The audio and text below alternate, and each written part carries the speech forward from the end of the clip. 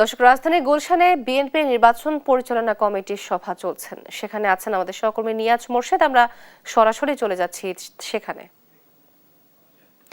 নিয়াজ, আমাদেরকে জানাবেন নির্বাচন পরিচালনা কমিটির সভা সম্পর্কে কি তথ্য আছে আপনার কাছে? তো আপনি একটু বলে রাখি যে আগামীকাল থেকে কিন্তু আসলে নির্বাচনী যে প্রচারণা সেটি কিন্তু আসলে আপনার শুরু হবে এবং সেই প্রেক্ষিতে কিন্তু আজকে বিএনপির যে নির্বাচন পরিচালনা কমিটির যে অফিস রয়েছে সেখানে কিন্তু একটি সংবাদ সম্মেলনের আয়োজন করা হয়েছিল এবং কিছুক্ষণ আগেই সেই সংবাদ সম্মেলনটি শেষ হয়েছে এবং সেখানে বলা হয়েছে যে তারেক রহমান বিএনপির চেয়ারম্যান তিনি কিন্তু আপনার আজকে ঠিক সন্ধ্যা নাগাদ তিনি কিন্তু আসলে বিমান যোগে সিলেটে যাবেন এবং ঠিক রাত 8:15 তিনি সিলেটে পৌঁছবেন এবং তারপরে তিনি গভীর রাতে সিলেট শাহজালাল রহমতুল্লাহ আলাইহির যে মাজার রয়েছে সেখানে মাজার জিয়ারত করে তারপরে তিনি তার নির্বাচনী প্রচারণার যে কার্যক্রম সেটি আসলে তিনি শুরু করবেন এমনটি আমাদেরকে জানিয়েছেন এবং তিনি পরদিন ঠিক আপনার সকালবেলা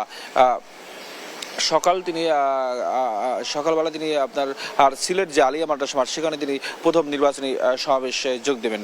এরপরে তিনি মৌলভীবাজারের দুপুরে একটি সমাবেশে যোগ দেবেন। এরপরে তিনি হবিগঞ্জ সহ এবং সবশেষ তিনি নারায়ণগঞ্জে এই সমাবেশ করে তিনি আবার গুলশানে তার নিজ বাসভবনে কিন্তু ফিরবেন এমনটি আমাদেরকে জানিয়েছেন। সেই সাথে নির্বাচন পরিচালনা কমিটির যে মুখপাত্র মাহাদি আমিন তিনি কিন্তু বলছেন আমাদেরকে যে এই তার যে আসলে সফর এই সফরকে কেন্দ্র করে মানুষের এক ধরনের উৎসাহ আছে এবং তার প্রতি যে ভালোবাসার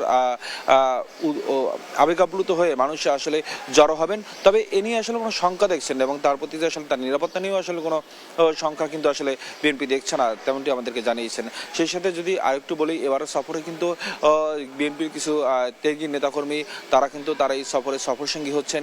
সেই সাথে যুবদলের যিনি সভাপতি আব্দুল মোনায়েম মুন্না এবং ছাত্র দলের বর্তমান যে সভাপতি আছে রাকিবুল ইসলাম রাকিব তিনি সহ আরও কয়েকজন নেতাকর্মী কিন্তু তার এই সফরসঙ্গী হচ্ছেন এবং যদি বলি যে বলা হচ্ছে যে এরপরে প্রত্যেকটি সফরেই কিন্তু আসলে কিছু ত্যাগী নেতাকর্মী যারা রয়েছেন তাদেরকে তিনি সফরসঙ্গী করবেন এমনটাও আমাদেরকে জানিয়েছে।